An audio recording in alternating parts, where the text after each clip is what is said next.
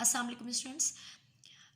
Gene linkage के बाद जो हमारा टॉपिक है वो है क्रॉसिंग ओवर। तो क्रॉसिंग ओवर के बारे में आप पहले भी डिस्कस कर चुके हैं चैप्टर 21 में, जो टॉपिक था मियोसिस। तो मियोसिस क्या होता है? गैमीट फॉर्मेशन के दौरान जब सेल डिवीजन होती है और ऐसे सेल डिवीजन जिसके अंदर नंबर ऑफ क्रोमोसोम हाफ हो जाते हैं और गैमीट की फॉर्मेशन होती है, उस प्रोसीजर को, उस टाइप की सेल डिवीजन को हम कहते हैं मियोसिस। लाइक यहाँ पर आपका एक सेल है जिसके पास नंबर ऑफ क्रोमोसोम क्या है, 46 है। ये एक डिप्लॉयड सेल है।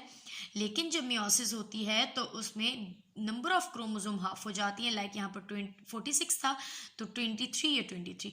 वैसे बेटा 4 बनते हैं, लेकिन हम हमेशा फर्स्ट डिवीजन, क्योंकि उसमें क्रॉसिंग ओवर भी हो रही होती है और उसके अंदर नंबर ऑफ क्रोमोसोम भी रिड्यूस हो जाते हैं, इसलिए हम जस्ट 2 को शो कर रहे हैं। अदरवाइज गैमीट कितने बनते हैं?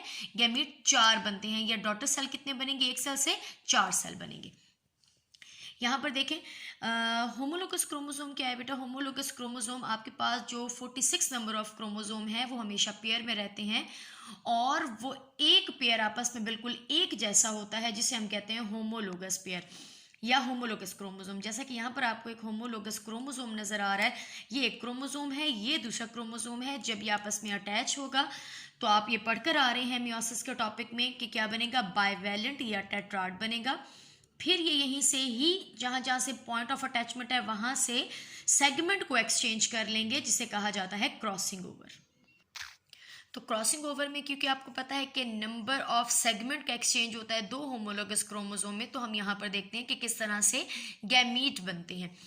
अब जैसे यहाँ पर आपने एक पेयर लिया है क्रोमोसोम का, ठीक है, यानी कि एक होमोलोगस क्रोमोसोम है, एक ये है जिसके कितने क्रोमोटिड हैं? 2 सिस्टर क्रोमोटिड हैं। एक सेंट्रोमेयर के इर्द गिर्द कितनी आर्म्स हैं? 2 आर्म्स हैं, यहाँ पर भी और यहाँ पर भी। इसको जरा आपने ओपन किया है, ये ब्लैक से जो शो किया गया ये सेंट्रोमेयर है, ये 2 उसकी आर्म है जिस पर जीन मौजूद है या जो पॉइंट्स मौजूद है, capital A, capital B, capital A, capital B. जब आपने सेकंड होमोलोगस क्रोमोसोम लिया है, आपने इसको भी ओपन किया, इस पर जो जीन या आप कह सकते हो पॉइंट्स हैं वो small A, small B, small A, small B.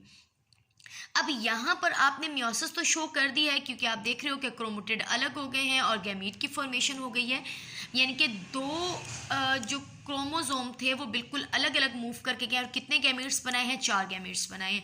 लेकिन अगर क्रॉसिंग ओवर नहीं हुई है तो वो बिल्कुल अपने पेरेंटल जैसे हैं। जैसा कि ये क्रोमोसोम देखें, जब रिडक्शन हुई ये बिल्कुल अपने पेरेंट जैसे हैं। ये पेरेंट जैसे इसलिए हैं क्योंकि कोई भी क्रॉसिंग ओवर नहीं हुई। हम यहाँ पर देखते हैं कि वैरायटी कैसे आती है, किस तरह से बेबीज अपने जो ऑफस्प्रिंग है यानी कि बेबीज, वो अपने पेरेंट्स से कैसे डिफ्रेंशिएट करते हैं। तो अगर क्रॉसिंग ओवर नहीं होगी तो जो बेबीज हैं यानी कि ये जो गैमीट्स हैं वो बिल्कुल किस जैसे होंगे? पेरेंटल होंगे। लेकिन अगर आप सपोज करो कि जिस तरह से नेचुरली क्रॉसिंग ओवर होती है तो उसमें क्या कंडीशन है बच्चे? उसमें कंडीशन क्या रहेगी? जैसा कि ये 2 क्रोमोसोम थे, मैं पहले ही पिछली फिगर में मैं बता चुकी हूँ, ये 2 क्रोमोसोम हैं, capital A, capital B, capital A, capital B. ये दूसरा क्रोमोसोम के 2 chromatid small A, small B, small A, small B.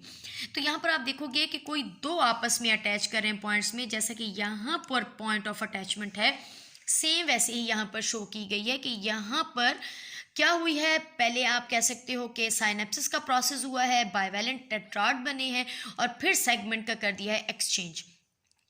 तो जब सेगमेंट एक्सचेंज हो चुके हैं तो कुछ इस तरह से गैमीट की या क्रोमोसोम की अब आपको शेप नजर आएगी। Capital A, capital B, capital A, और ये स्मॉल बी कहाँ से आया है? ये दूसरे क्रोमोसोम का सेगमेंट एक्सचेंज हुआ है।